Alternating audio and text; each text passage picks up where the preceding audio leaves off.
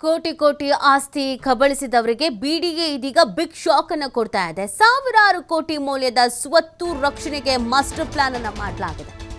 ರಾಜಧಾನಿಯಲ್ಲಿ ಒತ್ತುವರಿದಾರರಿಗೆ ಸಿಂಹ ಸ್ವಪ್ನವಾದ BDA.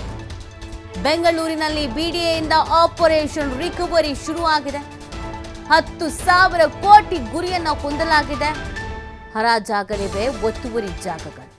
BDA ಬೊಕ್ಕಸಕ್ಕೆ ಲಗ್ಗೆ ಇಟ್ಟವರಿಗೆ ಮಣಿ ಒಣ್ಣನ್ ಬಿಸಿ ಮುಟ್ಟಿಸ್ತಾ ಇರೋದು.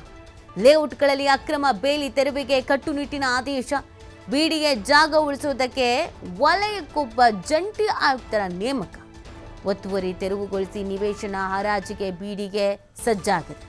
ಒತ್ತುವರಿ ತೆರವುಗೊಳಿಸಿ ಇದೀಗ ನಿವೇಶನ ಹರಾಜಿಗೆ ಬಿಡಿಎ ಸಜ್ಜಾಗಿರೋದು. ಕೋಟಿ ಕೋಟಿ ಆಸ್ತಿ ಕಬಳಿಸಿದವರಿಗೆ ಬಿಗ್ ಶಾಕ್. ಮಾಹಿತಿ ನೀಡ್ತಾರೆ ನಮ್ಮ ಪ್ರತಿನಿಧಿ ಕೃಷ್ಣ. ಸಾವಿರಾರು ಕೋಟಿ ಮೌಲ್ಯದ ಸ್ವತ್ತು ರಕ್ಷಣೆಗೆ ಬಿಡಿಎ ಮುಂದಾಗ್ತಾ ಇದೆ. ಸೊ ಯಾರ್ಯಾರಿಗೆ ಶಾಕ್ ಎದುರಾಗ್ತಾ ಇದೆ? ನೀತಿ ರಾಜಧಾನಿ ಬೆಂಗಳೂರಲ್ಲಿ ದಿನೇ ದಿನೇ ಭೂಗಳ್ಳರ ಅಟ್ಟಹಾಸ ಮೆರೀತಾ ಇದೆ. ಇದಕ್ಕೆ ಸಂಬಂಧಪಟ್ಟಂತೆ ಸರ್ಕಾರಿ ಜಾಗಗಳನ್ನ ಉಳಿಸಕ್ಕೆ ಸರ್ಕಾರ ಕೂಡ ಸಾಕಷ್ಟು ಪ್ರಯತ್ನಗಳನ್ನ ಸಹ ಮಾಡ್ತಾ ಇದೆ. ಒಂದ್ ಕಡೆ ಬೆಂಗಳೂರು ಅಭಿವೃದ್ಧಿ ಪ್ರಾಧಿಕಾರದಲ್ಲಿ ಸಾವಿರಾರು ಕೋಟಿ ಜಾಗ ಭೂಗಳ್ಳರ ಪಾಲಾಗ್ತಾ ಇದೆ. ಭೂಗಳ್ಳರಿಗೆ ಬಿಡಿಎ ಅಧಿಕಾರಿಗಳೇ ಬಿಡಿ ಇಂಜಿನಿಯರ್ಗಳೇ ಕೂಡ ಸಾಥ್ ಕೊಟ್ಟಿರುವಂತ ಹಲವಾರು ಪ್ರಕರಣಗಳನ್ನ ಕೂಡ ನಾವು ನೋಡಿದ್ದೇವೆ. ಆದ್ರೆ ಬಿಡಿಎದಲ್ಲಿ ಈಗ ಯಾರೆಲ್ಲ ಒತ್ತುವರಿದಾರರು ಬಿಡಿಎ ಜಾಗವನ್ನ ಒತ್ತುವರಿ ಮಾಡಿಕೊಂಡಿದ್ದಾರೆ ಅವರಿಗೆ ಬಿಗ್ ಶಾಕ್ ಅನ್ನ ಕೊಡಕ್ಕೆ ಬಿಡಿಎ ಆಯುಕ್ತರಾದಂತ ಮಣಿವಣ್ಣನ್ ಕೂಡ ಸೂಚನೆಯನ್ನ ಕೂಡ ಕೊಟ್ಟಿದ್ದಾರೆ. ಬೆಂಗಳೂರಿನ ವಿವಿಧ ಭಾಗದಲ್ಲಿ ಬಿಡಿಎ ಸಾಕಷ್ಟು ಲೇಔಟ್ಗಳನ್ನ ಕೂಡ ಮಾಡಿದ್ದಾರೆ. ಈಗಾಗಲೇ ಸರಿಸುಮಾರು 67ಕ್ಕೂ ಹೆಚ್ಚು ಲೇಔಟ್ಗಳನ್ನ ಬಿಡಿಎ ಬೆಂಗಳೂರಿನ ವಿವಿಧ ಭಾಗದಲ್ಲಿ ನಿರ್ಮಾಣ ಮಾಡಿದ್ದಾರೆ. ಆದ್ರೆ ಬಿಡಿಎ ನಿರ್ಮಾಣ ಮಾಡಿರುವಂತ ಬಹುತೇಕ ಜಾಗ ಏರಿಯಾಗಳಲ್ಲಿ ಸಾಕಷ್ಟು ಭೂಗಳ್ಳರು ಬಿಡಿಎ ಜಮೀನನ್ನ ಒತ್ತುವರಿ ಮಾಡ್ಕೊಳ್ಳುವಂತ ಪ್ರಯತ್ನವನ್ನ ಮಾಡಿದ್ದಾರೆ. ಒಂದ್ ಕಡೆ ಬಿಡಿಎಕ್ಕೆ ಇಲ್ಲಿವರೆಗೂ ಬಿಡಿಎ ಎಲ್ಲೆಲ್ಲಿ ಎಷ್ಟೆಷ್ಟು ಜಾಗ ಒತ್ತುವರಿ ಆಗಿದೆ ಅನ್ನೋ ಸಂಬಂಧಪಟ್ಟಂಗೆ ಬಿಡಿಎದಲ್ಲಿ ಪಕ್ಕಾ ಮಾಹಿತಿ ಕೂಡ ಇಲ್ಲ. ಈ ಹಿಂದೆ ನೋಡಿದಂತ ಸಂದರ್ಭದಲ್ಲಿ ಲ್ಯಾಂಡ್ ಆಡಿಟ್ ಮಾಡುವಂತ ಪ್ರಯತ್ನವನ್ನ ಬಿಡಿಎ ಅಧಿಕಾರಿಗಳು ಮಾಡಿದ್ರು. ಆದ್ರೆ ಸಮರ್ಪಕವಾದಂತ ರೀತಿಯಲ್ಲಿ ಲ್ಯಾಂಡ್ ಎಲ್ಲೆಲ್ಲಿದೆ ಅನ್ನೋ ಸಂಬಂಧಪಟ್ಟಂಗೆ ಲ್ಯಾಂಡ್ ಆಡಿಟ್ ಕೂಡ ಆಗಿಲ್ಲ. ಈಗ ಬಿಡಿಎ ಜಾಗ ಎಲ್ಲೆಲ್ಲಿ ಒತ್ತುವರಿ ಆಗಿದೆ ಅಂತ ಜಾಗಗಳನ್ನ ಗುರುತಿಸೋಕೆ ಬಿಡಿಎ ಅಧಿಕಾರಿಗಳು ಕೂಡ ಮುಂದಾಗಿದ್ದಾರೆ. ಬಿಡಿಎ ಇಂಜಿನಿಯರ್ಗಳಿಗೆ ಬಿಡಿಎ ಆಯುಕ್ತರಂತ ಮಣಿವಣ್ಣನ್ ಕೂಡ ಸೂಚನೆಯನ್ನ ಕೂಡ ಕೊಟ್ಟಿದ್ದಾರೆ.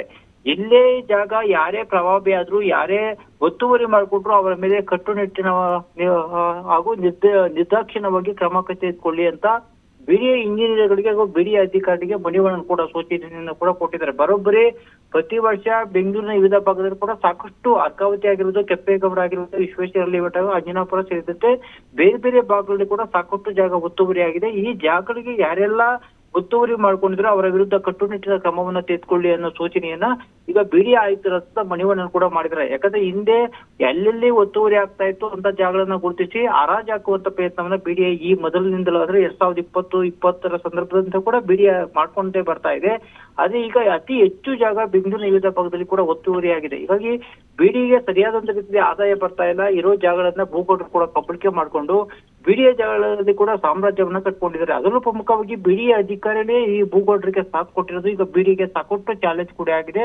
ಹೀಗಾಗಿ ಬೆಂಗಳೂರಿನ ವಿವಿಧ ಭಾಗಗಳಲ್ಲಿ ಅಭಿವೃದ್ಧಿ ಮಾಡಕ್ಕೆ ಬೆಂಗಳೂರು ಅಭಿವೃದ್ಧಿ ಪ್ರಾಧಿಕಾರದಲ್ಲಿ ಕೂಡ ದುಡ್ಡಿಲ್ಲ. ಇಂಥ ಸಂದರ್ಭದಲ್ಲಿ ಬಿಡಿಎಗೆ ಇರುವಂತ ಆದಾಯವನ್ನ ಸಂಗ್ರಹ ಮಾಡಬೇಕು ಅನ್ನೋ ಕಾರಣಕ್ಕಾಗಿ ಬಿಡಿಎ ಆಯುಕ್ತರಾದ ಮಣಿವಣ್ಣನ್ ಕೂಡ 1 ವರ್ಷಗಳಲ್ಲಿ ಬೆಂಗಳೂರಿನ ವಿವಿಧ ಭಾಗದಲ್ಲಿ ಎಲ್ಲೆಲ್ಲಿ ಒತ್ತುವರಿ ಜಾಗ ಆಗಿದೆಯೋ ಅಂತ ಜಾಗಗಳನ್ನ ತೆರವು ಮಾಡುವಂತ ಪ್ರಯತ್ನವನ್ನು ಕೂಡ ಮಾಡಿದ್ದಾರೆ. ಹೀಗಾಗಿ ಬೆಂಗಳೂರಿನ ವಿವಿಧ ಭಾಗದಲ್ಲಿ ಎಲ್ಲೆಲ್ಲಿ ಬಿಡಿಎ ಜಾಗ ಒತ್ತುವರಿ ಆಗಿದೆ ಅಂತವರಿಗೆ ಈಗ ಬಿಗ್ ಶಾಕ್ ಅನ್ನ ಕೊಡಕ್ಕೆ ಬೆಂಗಳೂರು ಅಭಿವೃದ್ಧಿ ಪ್ರಾಧಿಕಾರದ ಅಧಿಕಾರಿಗಳು ಕೂಡ ಮುಂದಾಗಿದ್ರೆ ಸರಿಸುಮಾರು ಬಿಡಿಎ ಅಧಿಕಾರಿಗಳು ಈಗಾಗಲೇ ಮಣಿವಣ್ಣನ್ ಕೂಡ ಒಂದು ಸೂಚನೆಯನ್ನ ಕೂಡ ಕೊಟ್ಟಿದ್ದಾರೆ. ಬರೋಬ್ಬರಿ ಬೆಂಗಳೂರಿನಲ್ಲಿ ವಿವಿಧ ಭಾಗದಲ್ಲಿ ಒತ್ತುವರಿ ಜಾಗದಿಂದ ಸರಿಸುಮಾರು ವಾರ್ಷಿಕವಾಗಿ 10,000 ಕೋಟಿ ಆದಾಯವನ್ನು ಸಂಗ್ರಹ ಮಾಡಬೇಕು ಅನ್ನೋ ನಿರ್ದೇಶನವನ್ನ ಬಿಡಿಎ ಆಯುಕ್ತರಂತ ಮಣಿವಣ್ಣನ್ ಕೂಡ ಕೊಟ್ಟಿರೋ ಕಾರಣಕ್ಕಾಗಿ ಯಾರೆಲ್ಲ ಒತ್ತುವರಿದಾರರು ಬೆಂಗಳೂರಿನ ವಿವಿಧ ಭಾಗದಲ್ಲಿ ಬಿಡಿಎ ಜಾಗಕ್ಕೆ ಕಬಳಿಸಿದರು, ಬೇರೆ ಹಾಕೊಂಡವರು ಅವರ ಮನೆಗಳನ್ನು ತೆರವು ಮಾಡಕ್ಕೆ, ಅವರ ಜಾಗಗಳನ್ನು ತೆರವು ಮಾಡಕ್ಕೆ, ಜೊತೆಗೆ ಬಿಡಿಎ ಸೊತ್ತಿಗೆ ಅದನ್ನ ವಶಪಡಿಸಿಕೊಳ್ಳಕ್ಕೆ ಈಗ ಬಿಡಿಎ ಅಧಿಕಾರಿಗಳು ಕೂಡ ಮುಂದಾಗಿರುವಂತದ್ದು. ನೀತಿ. ಥ್ಯಾಂಕ್ ಯು ಕೃಷ್ಣ ತಮ್ಮ ಡೀಟೇಲ್ಸ್ಗೆ.